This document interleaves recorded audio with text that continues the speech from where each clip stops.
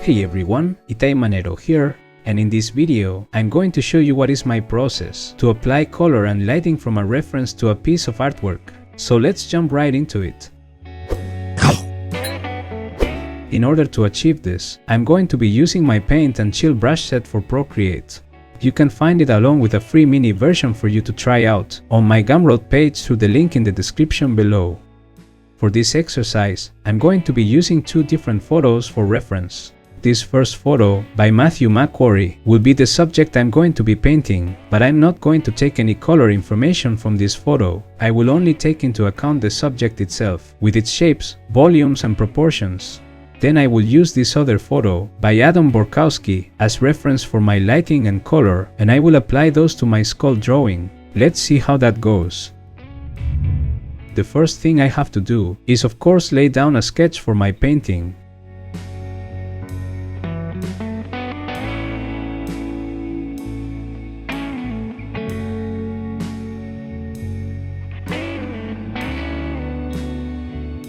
At this stage, I'm just focusing at getting an accurate drawing in relation to my reference.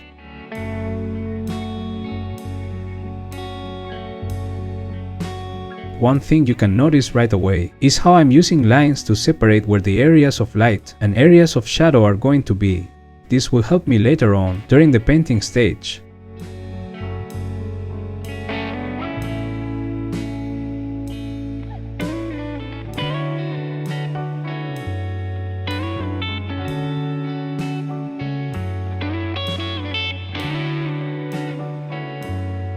Once I have a basic sketch, I'm flipping my canvas horizontally. This little trick will help me spot my mistakes very quickly.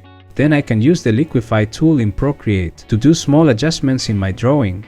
You can see how I'm slowly morphing my skull into something a bit more accurate to the reference. There's no special trick for this. It's just a matter of practice and observation.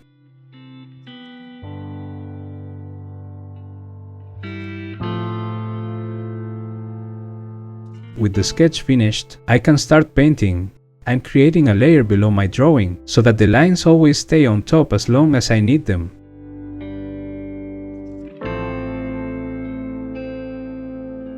My approach here is to translate what I see in the colorful photo, all the information about color and light from the shadow and light areas, and apply it to their respective parts in my drawing. To put it in a simple way, what I can observe in the picture in the top left is that all the shadow areas have a dim tint of blue in contrast with the warm and strong orange and yellow colors in the areas of light.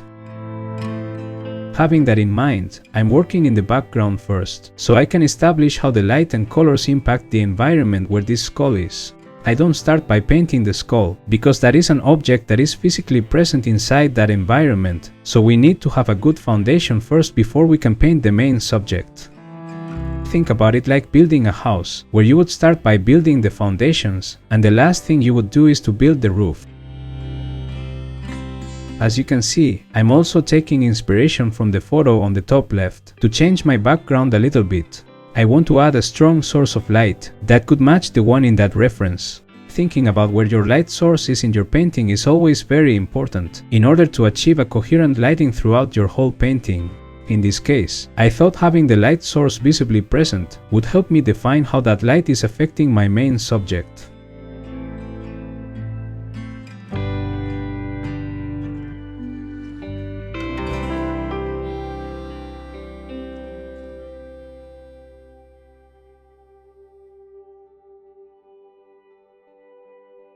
When the time comes to start painting the skull, I decide to separate the light areas from the shadow areas in two different layers. This way I could paint in each of the areas by using alpha lock, and that way I wouldn't affect the other area.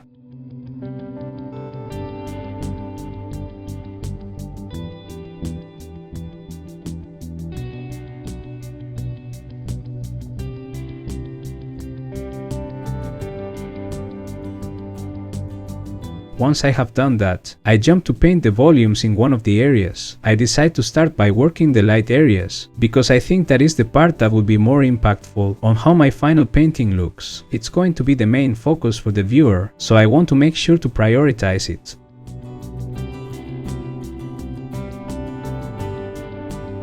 Having alpha lock activated in the layer allows me to basically carve my volumes and build up the light without affecting the shadow areas, which is really helpful. As for the way I'm applying this light, I'm using the information the bottom reference gives me about the volumes in the skull, while also substituting the color information by the one in the top reference.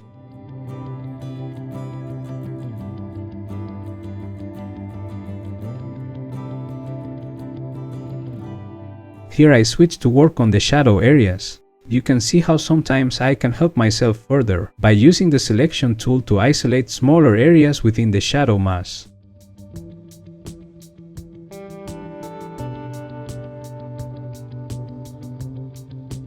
I'm also making sure to soften the transitions between the areas by allowing for the colors to bleed and mix with each other, especially in those parts where the shadow bits have invaded the light area.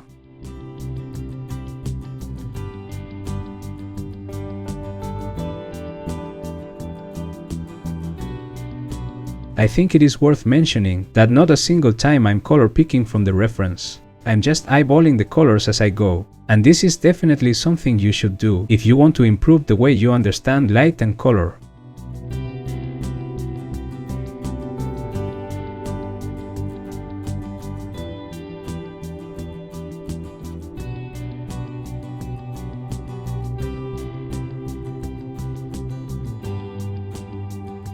With my base colors and general volumes for the skull in place, I add some finer details on top and continue working on building up the brighter side of the skull, where the light from the source is more likely to touch directly.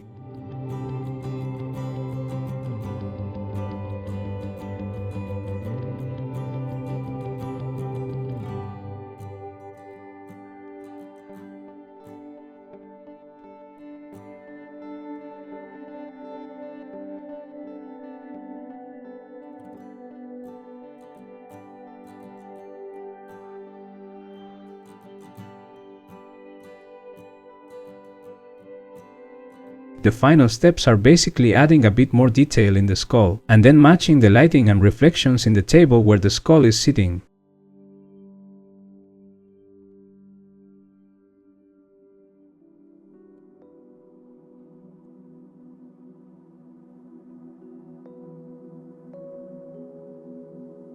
As a final touch, I'm using a little bit of Gaussian blur around the edges of the image to get a sweet vignette effect.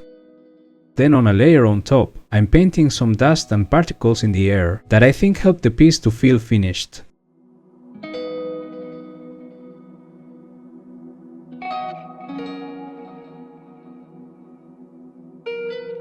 And this is the final result. I really hope you liked this video. If you use my brushes and post your art on social media, feel free to use the hashtag Manero Brushes so that I can see what you create. I will be extremely happy to share your creations with my audience. Don't forget to subscribe for more art-related videos and give me a thumbs up. Also, make sure to check out my Gumroad page, where you will find the paint and chill brush set for Procreate and many other sets that I have available. I'm sure something will suit your artistic needs. All the links are in the description below. Okay, thank you for watching. See you next time.